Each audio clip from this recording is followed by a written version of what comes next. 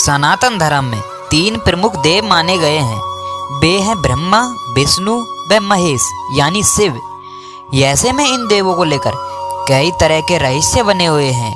ब्रह्मा जी की उत्पत्ति जहां भगवान विष्णु की नाभि से मानी जाती है, वहीं शिव जी की उत्पत्ति को लेकर अलग अलग धारणाएं हैं। ऐसे में आज मैं आपको भगवान शिव जी से जुड़े हुए कुछ खास गुप्त बातें बताने जा रहा हूं, जिनके बारे में आपने कभी सोचा नहीं होगा।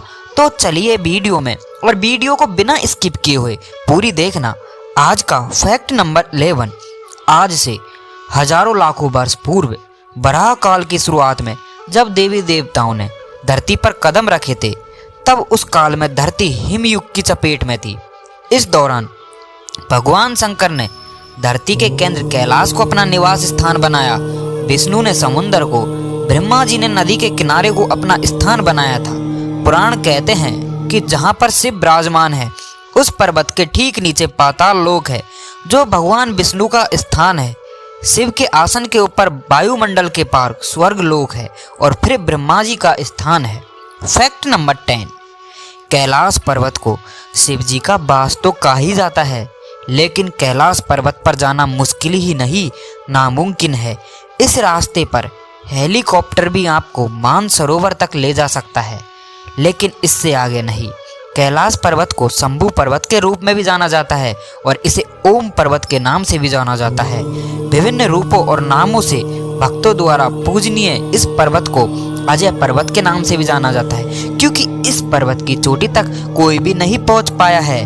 कैलाश पर्वत को आकाश और पृथ्वी के साथ साथ 10 दिशाओं के मिलन स्थल के रूप में जाना जाता है। एक अन्य कारण मानसरोवर की यात्रा भी है, जो दुनिया की सबसे शुद्ध झीलों में से एक है। हिंदू धर्म में इस स्थान का विशेष महत्व है। ऐसा कहा जाता है कि सिख धर्म के गुरु नानक जी ने भी इस स्थान पर ध्यान लगाया था। कैलाश पर्वत कश्मीर से भूटान तक फैला हुआ है, लेकिन कैलाश पर्वत की चोटी पर आज तक कोई नहीं पहुंच पाया है। हेलीकॉप्टर से शिखर की ओर जाने के बाद हेलीकॉप्टर से नियंत्रण खोने और हेलीकॉप्टर के विचलन की खबरें आती हैं। साथ ही इतनी ऊंचाई पर जाने के बाद ऑक्सीजन की कमी के कारण सिर दर्द और सांस लेने में भी दिक्कत होती है, इसलिए हेलीकॉप्टर से भी आपको ऊपर नहीं ले जाया जा सकता है। Fact number 9। शिव ने जिस धनुष को बनाया था, उसकी टंकार से ही बादल फट जाते थे और पर्वत हिलने लगते थे। ऐसा लगता था मानो भूकंप आ गया हो। यह धनुष बहुत ही शक्तिशाली था। इसी के एक तीर से त्रिपुरासुर की तीनों नगरियों को ध्वस्त कर दिया गया था। इस धनुष का नाम पिनाक था। देवी और देवताओं के काल की समाप्ति के बाद इस धनुष को देवरात को सौंप दिया गया था। उल्लेखनीय यह बताया जाता है कि राजा दक्ष के यज्ञ में भगवान शिव जी को नहीं बुलाने के कारण, सती द्वारा यज्ञ में स्व हो जाने के कारण भगवान शंकर बहुत क्रोधित हो गए थे, और उन्होंने सभी देवताओं को अपने पिनाक धनुष से नष्ट करने की ठानी। एक टंकार से धरती का वातावरण बड़ा भयानक हो गया। बड़ी मुश्किल से उनका क्रोध शांत किया गया। तब उन्होंने यह धनुष देवताओं को दे दिया। इसे देवताओं ने राजा जनक के पूर्वज देवरात को दे दिया। वे राजा जनक के पूर्वजों में निमि के ज्येष्ठ पुत्र देवरात थे। शिव धनुष उन्हीं की धरोहर स्वरूप राजा जनक के पास सुरक्षित था, जो कि इस धनुष को भगवान शंकर ने स्व अपने हाथों से बनाया था। उनके इस विशालकाय धनुष को कोई भी उठाने की क्षमता नहीं रख सकता था, लेकिन भगवान राम ने इसे उठाकर इसकी प्रत्यंशा चढ़ाई और इसे एक झटके में तोड़ दिया था। Fact number 8। कैलाश पर्वत के क्षेत्र में उस काल में कोई भी देवी या देवता, दैत्य या दानव शिव के द्वारपाल की आज्ञा के बगैर अंदर नहीं जा सकता था। यह द्वारपाल संपूर्ण दिशाओं में तैनात थे। इन द्वारपालों के नाम हैं नंदी, स्कंद, ऋषि, वृषभ, भृगि, गणेश, उमा महेश्वर और महाकाल। उल्लेखनीय यह बताते हैं कि शिव के गण और द्वारपाल नंदी ने ही कामशास्त्र की रचना की थी। हाँ जी दोस्तों, कामशास्त्र के आधार पर ही कामसूत्र लिखा गया था। Fact number 7। शिव जी की भी अपनी ही एक अलग पंचायत थी। जैसे अपनी नहीं होती की पंचायत गांवों में, उसी तरह, और उनकी पंचायत का फैसला अंतिम माना जाता था। देवताओं और दैत्यों के झगड़े आदि के बीच जब कोई महत्वपूर्ण निर्णय लेना होता था, तो शिव की पंचायत का फैसला अंतिम होता था। शिव जी की पंचायत में 5 देवता शामिल थे। उनमें सूर्य, गणपति जी, देवी भगवती, रुद्र और विष्णु, ये शिव पंचायत कहलाते थे। Fact number 6। शिव जी की बनाई हुई गुफा आज भी मौजूद है। हाँ दोस्तों, बात जब की है जब शिवजी ने एक असुर को वरदान दिया था कि तू जिसके भी सिर पर हाथ रखेगा वह भस्म हो जाएगा। इस वरदान के कारण ही उस असुर का नाम भस्मासुर हो गया था। उसने सबसे पहले शिवजी को ही भस्म करने की सोच ली। भस्मासुर से बचने के लिए भगवान शंकर वहां से भाग गए। उनके पीछे भस्मासुर भी भागने लगे।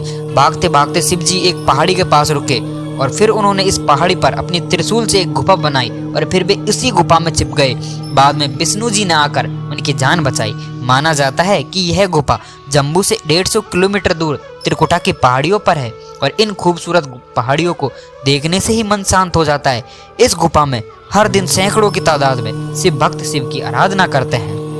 फैक्ट नंबर 5, शास्त्र अनुसार कहा जाता है कि ब्रह्मा ने सृजन के दौरान ही एक चौंकाने और बेहद ही सुंदर महिलाओं को बनाया था।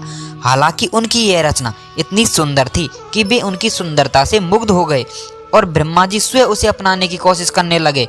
ब्रह्मा जी अपने द्वारा उत्पन्न शत्रुपा के प्रति आकृष्ट हो गए तथा उन्हें टकटकी बांध कर निहारने लगे थे। शत्रुपा ने ब्रह्मा जी की दृष्टि से बचने की हर कोशिश की किंतु असफल रही। कहा तो यह भी जाता है कि शत्रुपा में हजारों जानवरों में बदल जाने की शक्ति थी और उन्होंने ब्रह्मा जी से बचने के लिए ऐसा किया भी, लेकिन ब्रह्मा जी ने जानवर रूप में भी उन्हें परेशान करना नहीं छोड़ा। इसके अलावा ब्रह्मा जी की नजर से बचने के लिए शत्रुपा ऊपर की ओर देखने लगी तो ब्रह्मा जी ने अपने एक सिर ऊपर की ओर भी विकसित कर दिया, जिससे शत्रुपा की हर कोशिश नाकाम हो गई। भगवान शिव ब्रह्मा जी की इस हरकत को देख रहे थे। शिव की दृष्टि में शत्रुपा ब्रह्मा की पुत्री सदृश थी, इसलिए उन्हें यह घोर पाप लगा।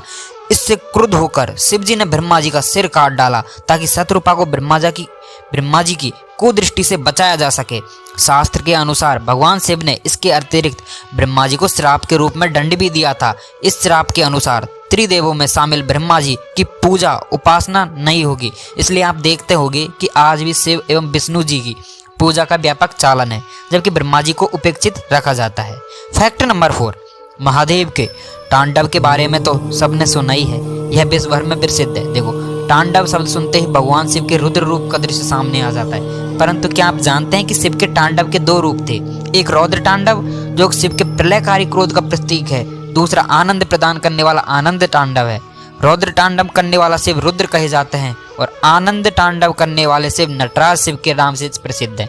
इसलिए कथक, भरतनाट्यम आदि नृत्य करते वक्त भगवान शिव की नटराज मूर्ति रखी जाती है। शास्त्रों के अनुसार आनंद तांडव से सृष्टि अस्तित्व में आती है और रुद्र तांडव से सृष्टि का विलय हो जाता है।